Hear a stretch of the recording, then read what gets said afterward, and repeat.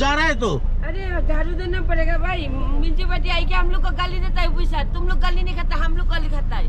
Phone করে করে ওগুলো কথা কেন হ্যাঁ পাসপোর্টটা বানায় আমার বাংলাদেশ যাই নাই কোনো तो कितने रुपए कितने रुपए हाँ 700 नहीं बहुत ज़्यादा अच्छा ওটা কি গাছ গোলাপি কালার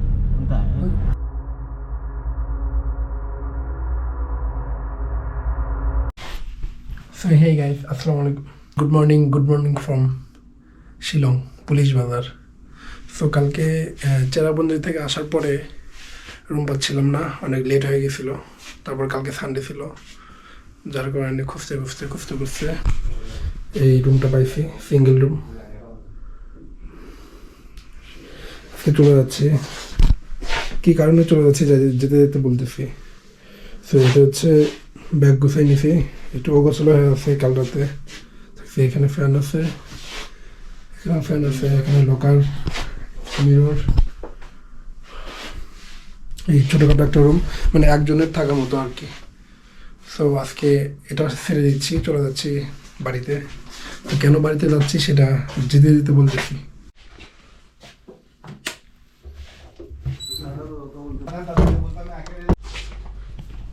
সো চেক আউট করে নিচ্ছি এখন, এখানে কেউ নয়। হ্যালো ব্রাদার, রুমটা ছেড়ে দিচ্ছি আর কি। এই ম্যানেজার ভাই এলো।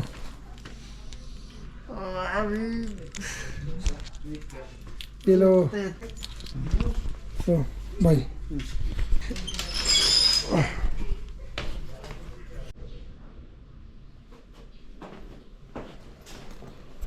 হোটেল থেকে চেক আউট করে নিলাম। আমি ছিলাম হচ্ছে এই যে হোটেল গ্যালাক্সির পাশেই আর একটা হোটেল ছিল, নাম হোটেল আশিক। সো আরও একটা দিন থাকার ইচ্ছে ছিল, যে আমি যাব হচ্ছে লোকাল এরিয়া সাইট সিইং, সেটা করার ইচ্ছে ছিল। কিন্তু বাসায় যাওয়া লাগতেছে কোনো একটা কারণে, সো চলে যাচ্ছি। এটা হচ্ছে সেই পুলিশ বাজার, রাতে অনেক ভাইব্রেন্ট হয়ে থাকে এই পুলিশ বাজার। এখন সকাল পুরো ফাঁকা, সব দোকান বন্ধ, সব মার্কেট বন্ধ। আমি চলে যাচ্ছি বাসায়, মানে এখন যাব হচ্ছে ডাউকি। শিলং থেকে ডাউকিতে যাওয়ার জন্যে দেখি শেয়ার ট্যাক্সি পাই কিনা।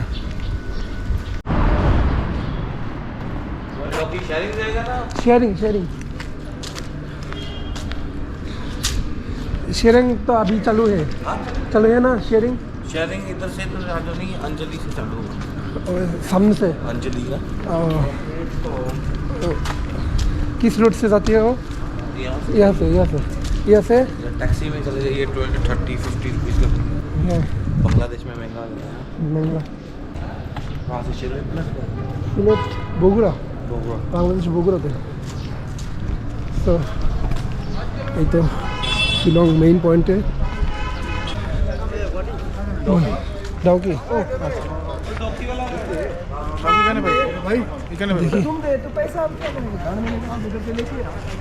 দেখি এখানে কাউকে পাই কিনা ডাউকিতে যাওয়ার জন্য।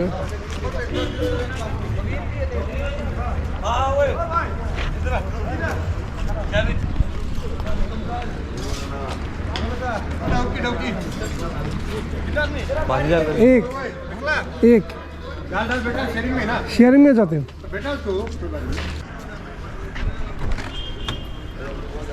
सो একটা পাইলাম, কত कितने रुपए हाँ 700 नहीं बहुत ज़्यादा।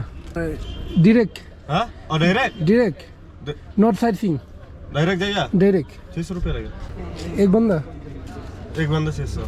शेयरिंग और कोई होने से पैसेंजर है कहाँ पे? आगे भी आया तो रास्ता भी आएगा।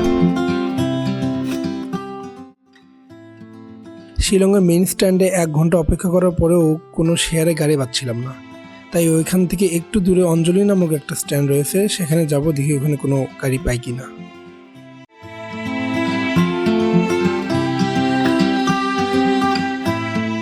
আমার নাম অরুণ ঘোষ। অরুণ ঘোষ, কথা কেন, হ্যাঁ? তো পাসপোর্টটা বানায় আমার বাংলাদেশ যাই নাই কোনো। তো দাদার বাসা হচ্ছে ব্যারাকপুরে, এখানে ঘুরতে আসছে। বাংলাদেশ যাবেন? কতদিন পর যাবেন? আমি সেটা বলুন তোর ফোন করে। अच्छा अच्छा। হ্যাঁ जा रहा है तो अरे झाड़ू देना पड़ेगा भाई। म्यूनसिपालिटी आई के हम लोग को गाली देता है पैसा। तुम लोग गाली नहीं खाता, हम लोग गाली खाता है। क्या गंदा हम क्या नहीं किया? जो गाली आप खाते थे आप खाओ। এ ভাই চলো। ज्यादा बात मत करो। এখানে অনেকক্ষণ ওয়েট করলাম, শেয়ারিংয়ে কোনো গাড়ি পাচ্ছিলাম না। এখন দাদা বললো যে দুজন মিলে আমি চলে যাবো, দুজন 600 করে 1200 টাকা নিল। ঘন্টাখানেকের মতন ওয়েট করলাম, কোনো যাত্রী পাচ্ছিলাম না। তো দাদাকে বললাম 700-800 টাকা দিই, একাই নিয়ে যান। দাদা পরে বলে 1000 হলে আমি আর কাউকে নেবো না, সরাসরি ডাকি চলে যাবো। हम तो তো তারপরে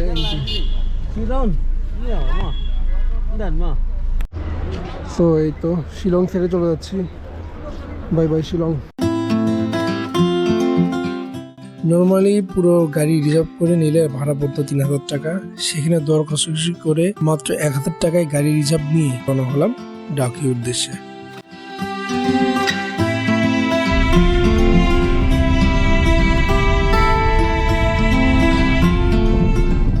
গেছেন? দাদার নাম কি হলো? বিমল। বিমল দাদার সাথে যাচ্ছে এখন ডাকি বর্ডারে। সুন্দর, চলেন আমার সাথে ঘুরে আসি। बिना पास बिना वीजा के तो जावा जाओ। পাসপোর্ট করে নেন এখনো? আচ্ছা পাসপোর্ট আপনার ভিসা আমার। কি গাছ এগুলো? পাইন গাছ। আচ্ছা পাইন গাছ এগুলো।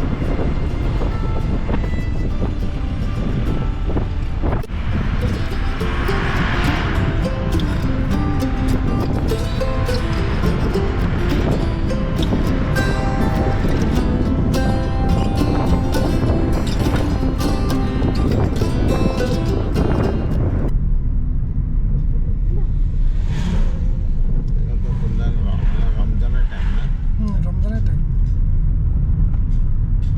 বাংলাদেশ থেকে অনেক কম আসবে। হ্যাঁ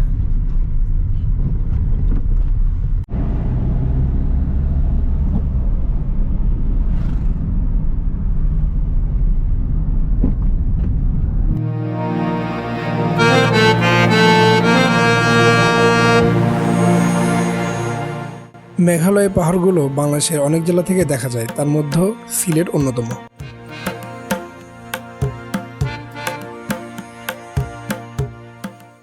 বাসায় চলে যাচ্ছি এইটা ভেবে যেমন খুশি লাগতেছে, আবার এই মেঘালয়ের পাহাড়গুলো ছেড়ে চলে যাচ্ছি এইটা ভেবেও অনেক খারাপ লাগতেছে।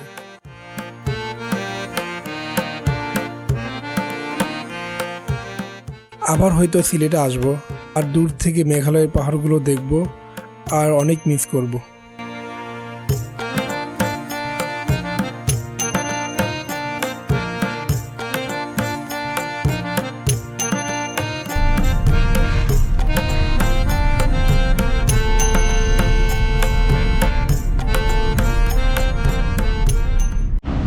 তো এখন আমি ডাউকিতে এসে পৌঁছালাম।